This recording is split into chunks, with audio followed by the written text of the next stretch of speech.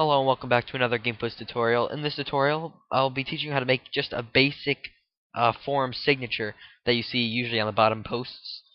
This is an advanced one as I'm not very good at them, but I'm good at the basics. So I'm just going to teach you the basics of getting a good background and just making it all blend decently well. So open up GIMP and create a new file, 400 by 150. Usually the recommended dimensions or the maximum dimensions are 500 by 200, but 400 by 150 is, I think, just a little less bulky. Then go under Advanced Options and Fill with Transparency, and then click OK.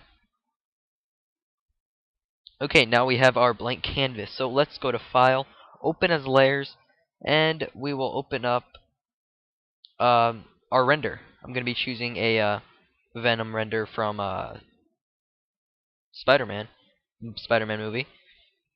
I'll leave the link to the description for this one, but you can use any render you want. Just make sure it looks good in the signature. Okay, so this is far too big as it is, so let's scale it down a little bit. Let's see how that looks. That's probably too much, so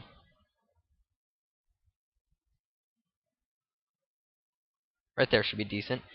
Now for this one, some of his hands are going to be cut out. Just look, because we want just the face of it, and his arm, the arm motion. We don't really need his hands. But if you wanted to, you could scale it down a little more and get his hands. So now that we have this, right-click on the render image and press layer to image. Actually, first duplicate it to make the top one layer to image size, and then go to layer, auto crop layer, which I guess it already is, and then that means it's already centered, so we're good. Okay, now go on this bottom layer, duplicate it about 3 times, scale it up, just make it a little fatter for the first one, and then do the same. Let's see, where is this one? First, just move them all around. And hide the top render layer. Just that's the main one. You don't want to get that mixed in with all the blurring that we're going to be doing. Okay, so now you can either duplicate these and move them around, or you can let's see, or you can make it bigger. It doesn't matter. All we need is these colors in the background of our signature. So there we go. Okay, now what we want to do is merge these visible layers. Go to Filters, Noise, Pick. Move all these up to maximum. It'll look like that, but don't worry, it'll come out fine. Just click OK. Might take a little time to render. And while we're waiting, take this render layer we have already, duplicate it. Then on the bottom layer, you can view it if you want. Take the smudge tool. Smudge tool. Now get a either a, it doesn't really matter, just something that scatters it a little, a confetti or a grunge brush, just whatever you think would look good smudging. Okay, there we have the background. So yeah, so let's just start smudging this. We want a bigger scale than that. All we're doing is trying to just blend the background in better with the render. So once you smudge it a little, you can duplicate it and move it around. Smudge it a little more, just to make it blend. All you do is want to make it blend with the background.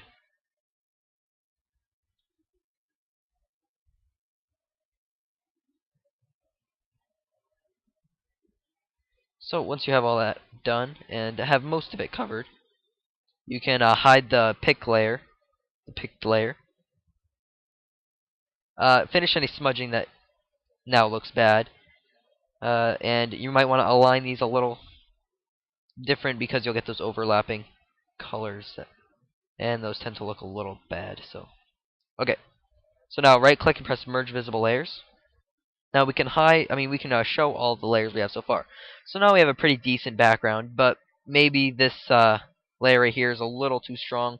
So you can set a layer mode if you want. Overlay makes all the colors stand out a little more, or you can just turn down the opacity. And that should be pretty good right there. So just right-click and press Layer to Image Size. and layer to image size. Okay, so now we have our basic background for this signature. So now what we want to do is add some C4Ds. So just go to File, Open as Layers, then go to wherever your C4Ds are kept.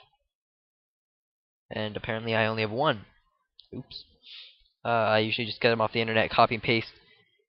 You can just find these, just search C4D on the internet, and you should be able to find tons of them. Just save them, unlike me. But I have this one which I can use for a bunch of different ways. So I'll just duplicate this a little. Now, set this mode to overlay. Move it below the render, and that just gives it a little more texture. Now, you're going to want to choose a different C4D, obviously, but I don't save many of them, so I'm just going to use the same one again. And just place it anywhere you want. Set the layer mode to overlay. You can set it to other ones, but that'll actually change the color, and for this, we don't really want to change the color much. Okay, so then you can add one more if you like. 3 is probably a good amount. 6 is probably too many, so anywhere between 3 and 6, depending on how big they are or how prominent they are. So just set that to overlay, move it below the render, and there we had some texture set into the background. So now we're going to add a light and a shadow kind of thing. So make a new layer, get a white foreground color, choose the gradient foreground to transparent, and then just stroke just a little like that. Now get a back foreground, and on the opposite side, the opposite angle, stroke the same thing, just like that. Then lower the opacity down to around between 20 and 30%, depending on how big they were. Now that just gives it a good contrast. So now right-click in your layers dialog, press New from Visible on the top. Then pick a foreground color and a background color of any two colors you want. You can choose some oranges, some yellows. So I'm just going to pick a yellow and a green for this time. Then go to Colors, Map, Gradient Map, and that just fills it in like that. Let's set the layer mode to overlay. This just brings out some more colors, and that's probably a little too bright. So right-click again, press New from Visible, move it up to the top, and let's select some darker colors. These are just for color contrasts, really, just to make some colors pop and to make some colors kind of fade into the background.